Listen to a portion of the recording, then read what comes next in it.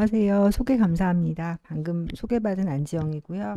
오늘 제가 주로 말씀드릴 내용은 아토피 피부염의 가장 최신에 나온 치료 방법들과 사례 등에 대해서 말씀드리겠습니다.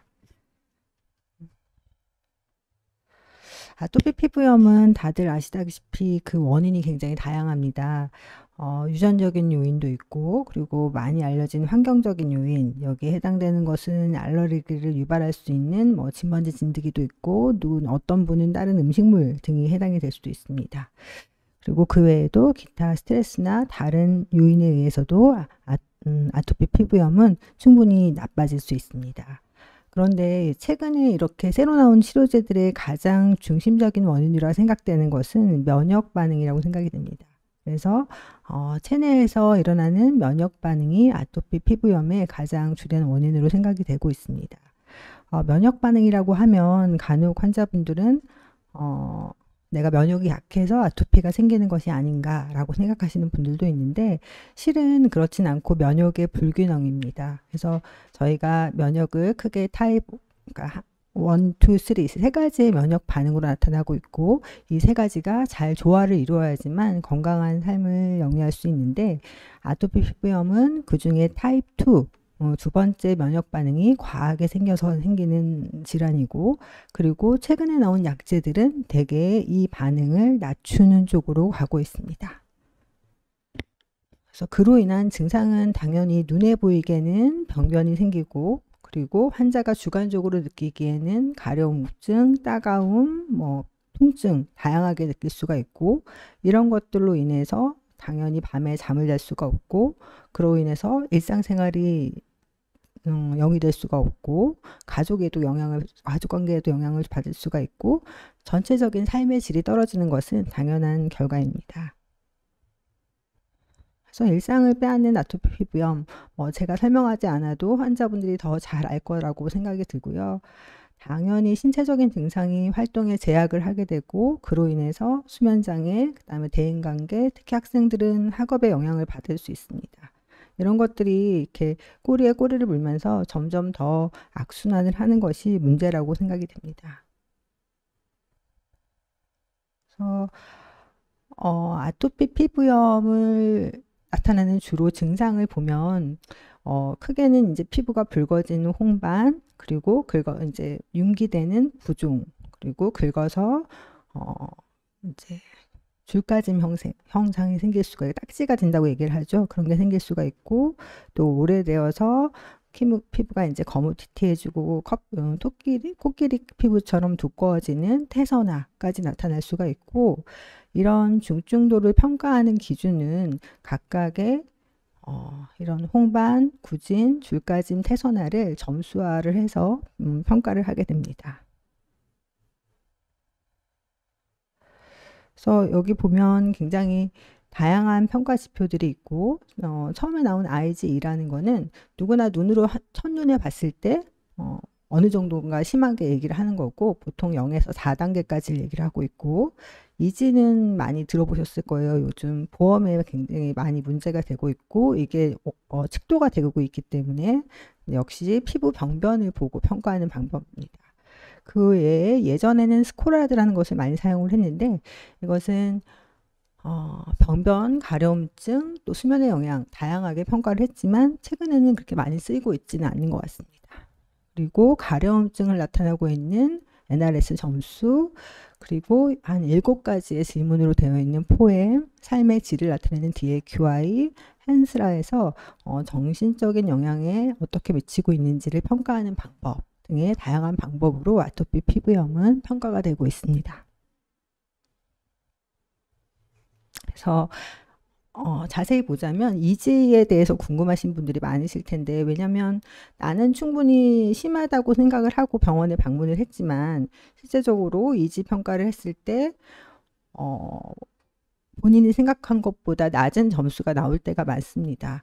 그 이유는 이지의 평가가 저희가 그냥 눈으로 보는 IGA처럼 심하고 안 심하고가 아니라 얘기했던 각각의 항목들을 0에서 3점까지 점수화하고 이거를 체표 면적에 따라서 곱해서 더한 점수가 0에서 72점까지 나올 수 있는데 저희가 23점 이상일 때가 중증의 아토피 피부염이라고 얘기를 하고 있고 아까 체표 면적에 따라 다르다고 했잖아요. 그렇기 때문에 사실은 로어 익스트리미티, 그러니까 다리 쪽에 증상이 많을수록 점수가 높은 경우가 많습니다. 그래서 본인이 얼굴이 심하거나 손이 심하거나 이렇게 부위가 좁은데 심하게 나타나는 분들은 생각했던 것보다 이지 점수에서 뭐 높은 게 좋은 건 아니지만 보험화를 생각을 한다면 불리한 점수를 받을 수 있습니다. 그리고 다음에 나온 것은 포엠이라는 건데요. 사실은 개인적으로 제가 가장 중요하게 생각하고 있는 평가 방법입니다. 그러니까 보험하고는 상관이 없지만 제가 환자들이 잘 치료가 되고 있는지 혹은 이 치료법이 환자한테 적절한지 환자가 잘 지내고 있는지 살펴볼 수 있는 가장 짧으면서도 적절한 질문이라고 생각이 드는데 왜냐하면 이제 가려움증, 그 다음에 출혈 등의 증상, 삼출물, 진물이 나는지, 갈라지는지, 벗겨지는지, 건조한지, 수면의 방해까지 다양한 증상과 이로 인해서 수면의 영향까지를 간단히 알아볼 수 있는 방법입니다. 이거는 보통 11점 이상이면은 굉장히 많은 영향을 받고 있다고 생각할 수 있겠습니다. 그래서 중등도 중증 아토피 피부염을 최근에 예전에는 사실은 아토피 피부염이 경증으로 분류가 되었습니다. 그래서 아무리 심한 아토피 피부염 환자라도 2차 병원 이상의 병원에 갔을 때는 자기 부담금이 늘어나는 불이익을 겪고 있었습니다. 그래서 2019년부터 해서 아토피 피부염 학회에서 중증 아토피 피부염이라는 것을 정의하고 이렇게 코드화를 하였습니다. 그래서 조금 더 보완이 되길 바라지만 근데 이런 중증도를 따질 때 저희가 이지 점수를 가지고 하는 경우가 많습니다. 그것은 가장 객관적이기도 하고 남들이 봤을 때 타당한 점수라고 생각이 되어서 그렇게 정해진 것 같습니다.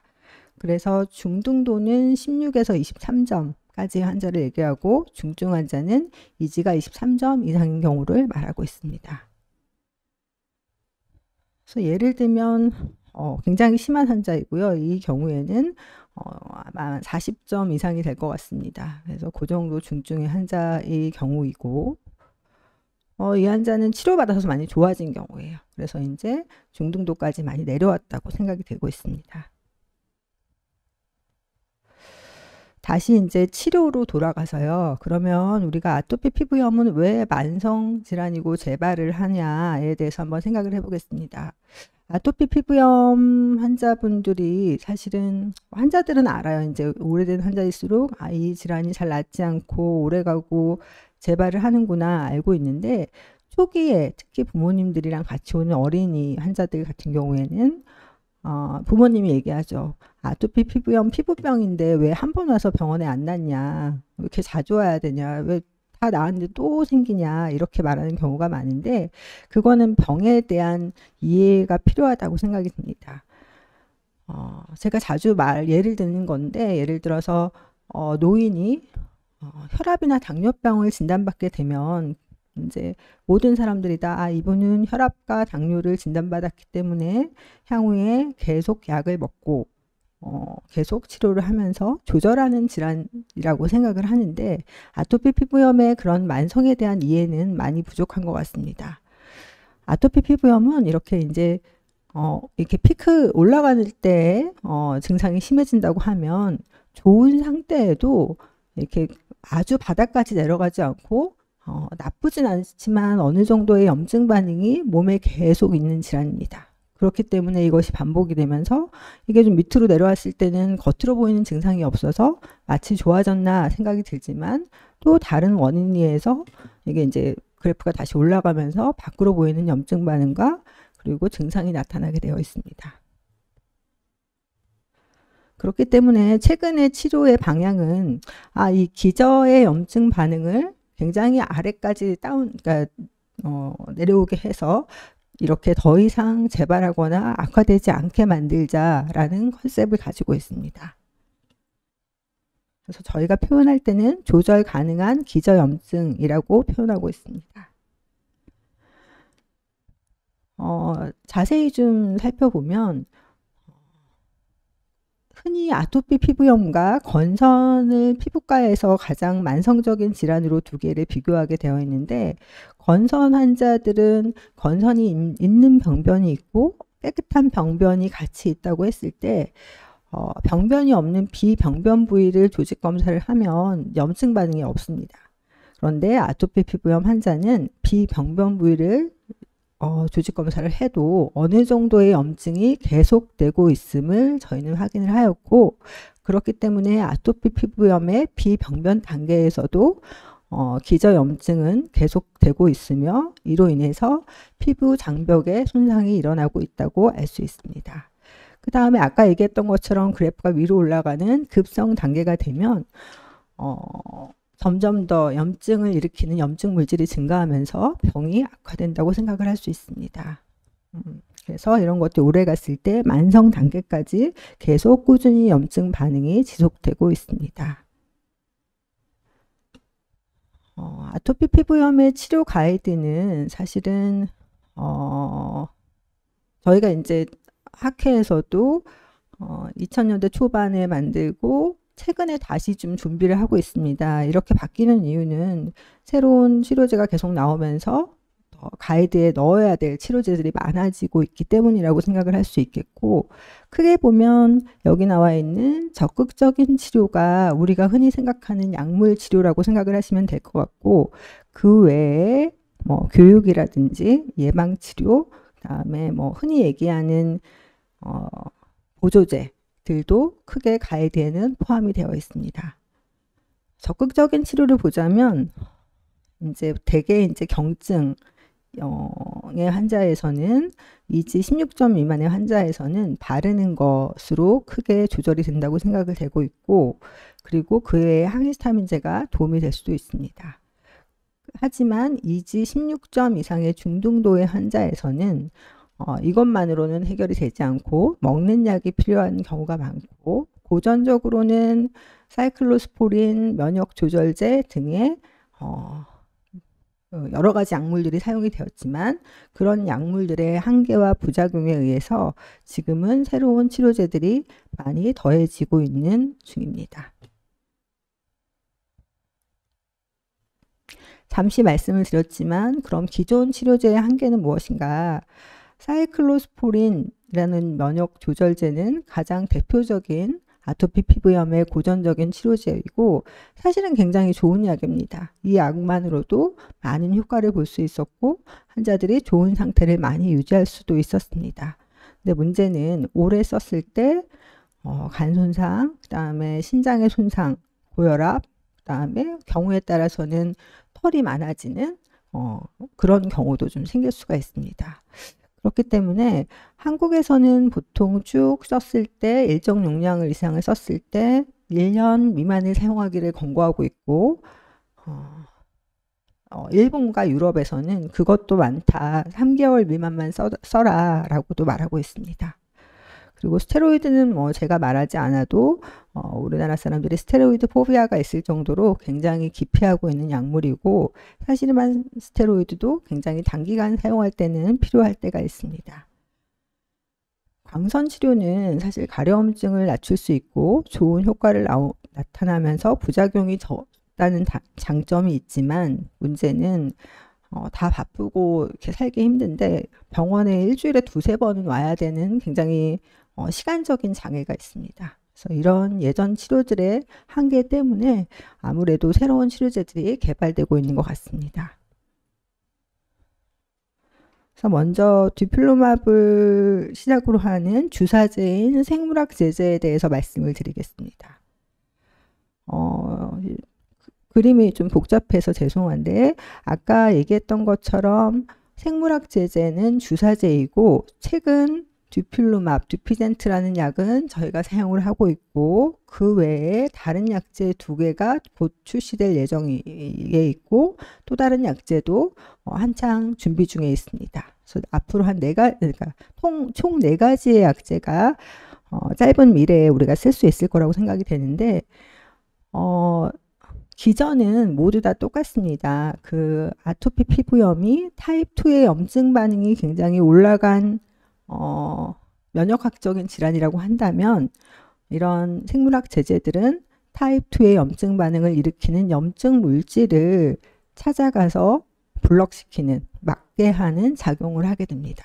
그래서 가장 대표적인 타입 2의 염증 물질이 인터루킨 4번과 13번인데, 듀필루맙은 운이 좋게도 이 인터루킨 4알파 리셉터라는 것을 블러킹을 해서 작용을 하는데, 얘가 공통적으로 4번과 13번을 다 막는 작용을 하고 있기 때문에 좋은 효과를 나타내고 있고, 또 다른 회사에서 준비 중인 약제는 13번을 막는 약제가 최근에 준비되고 있고 내년에 출시될 것으로 예상이 되고, 그 외에 가려움증에 중요한 31번을 막는 물질도 한참 준비 중에 있습니다.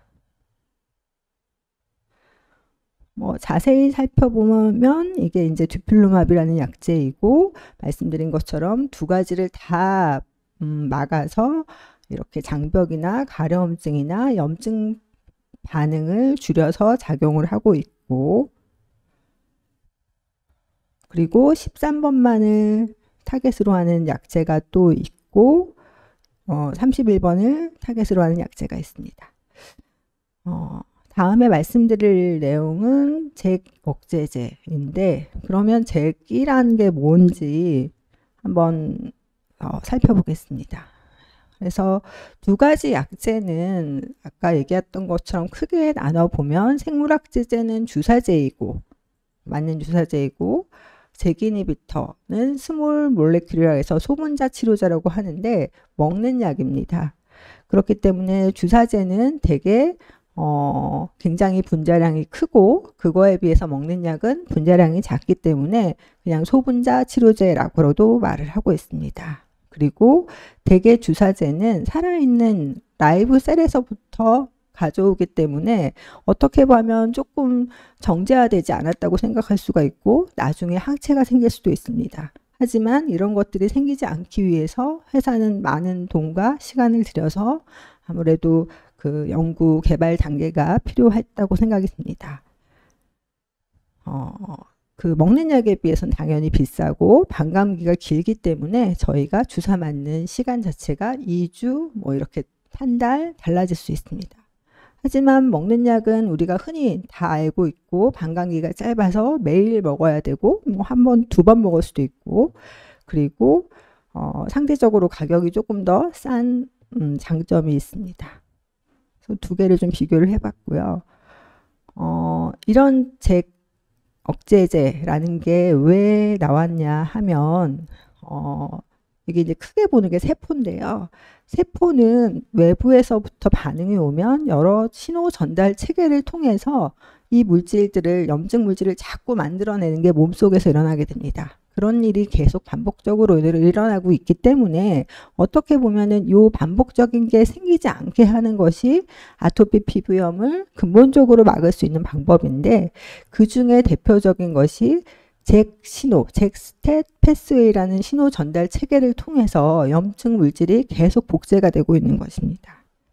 그래서 이런 잭하고 스탯이 묶여져서 계속 세포 내로 전사가 되어서 또 다른 세포가 또 생기고 또 생기고 하는데, 이것을 막아주는 것이 잭 이니비터, 잭 억제제라고 생각하시면 됩니다. 그래서 지금 여기 써 있는 염증 물질들은 타입 1, 2, 3 할 거 없이 다 써 있고, 이렇게 많은 염증 물질들이 어떻게 보면은 다 이런 잭 스탯 패스웨이라는 신호 전달 체계를 통해서 다 계속 이렇게 복제가 된다고 생각을 하시면 되겠습니다. 그래서 여기 저기 바리세틴이라고 써 있는 약이 상품명으로 올루미언트라는 약인데, 이 약은 잭 1번과 2번을 다 같이 막는 역할을 하고 있어서 굉장히 많은 염증 물질들을 줄이는 역할을 하게 됩니다.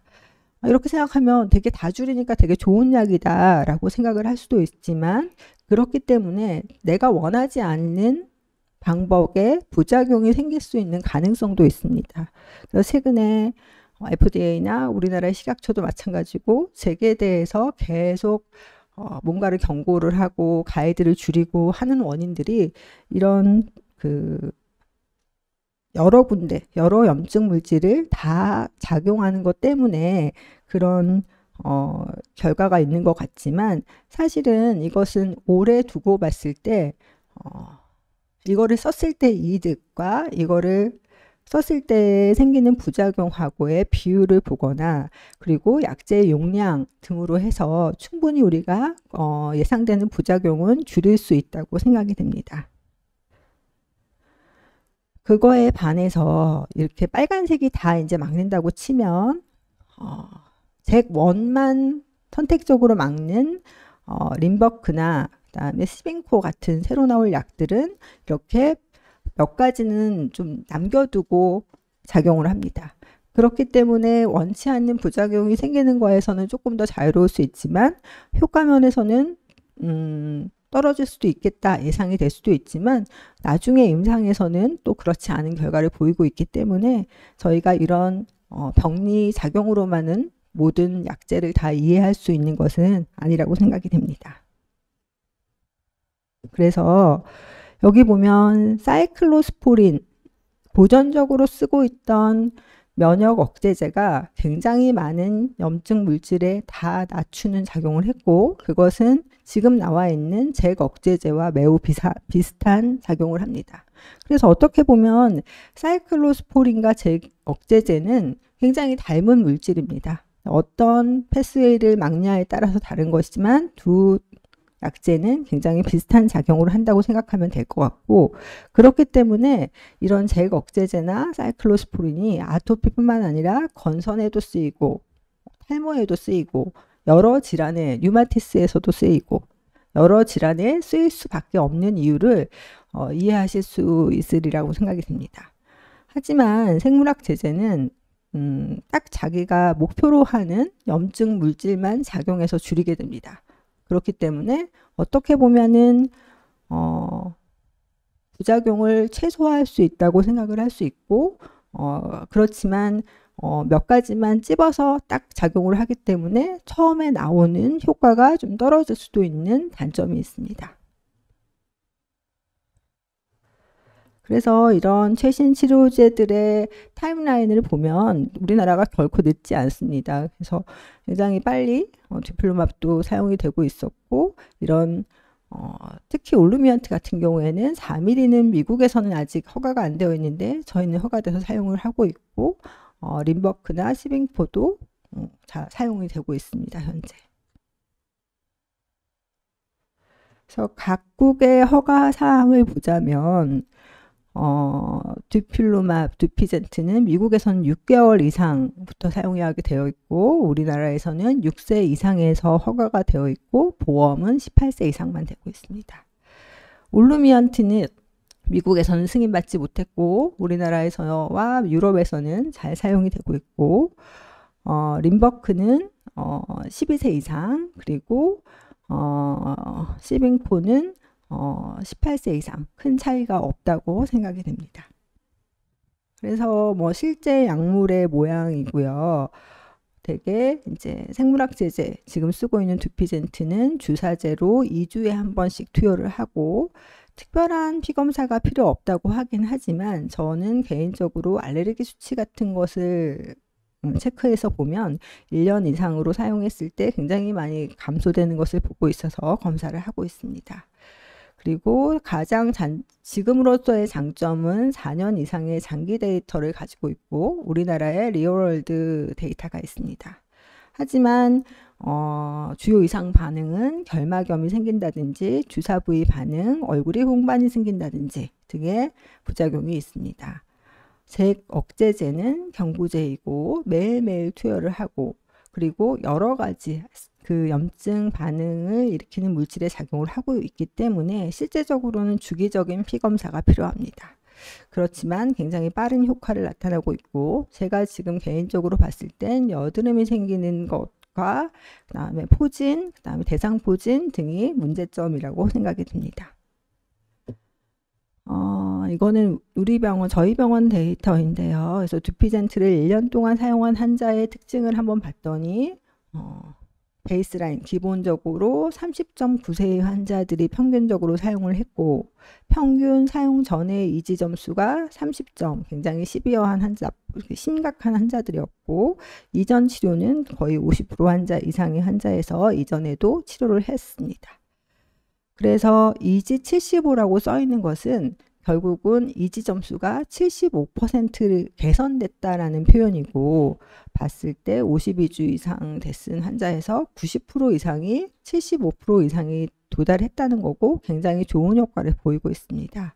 이제 90은 90% 이상 개선됐다는 거고, 53%의 환자에서 도달을 했고, 이 데이터는 사실은 외국의 데이터에 비해서는 더 좋더라고요. 그래서 저도 학회에서 발표를 했을 때 질문을 많이 받았는데, 제가 그 차이가 무언가를 봤을 때 결코 저희 선생님들이 더 좋다고 써준 게 아니라, 우리는 환자들을 2주, 4주 이렇게 주기적으로 볼 수 있고, 저는 환자가 처음 내원했을 때 듀필루맙 주사만으로도 좋아질 수 있지만, 더 좋아지려면 바르는 거, 보습제, 그 다음에 TCI라고 해서 흔히 얘기하는 프로토픽 엘리델 같은 면역 조절제 등도 꼭 사용을 해야 된다고 강조하고 있습니다.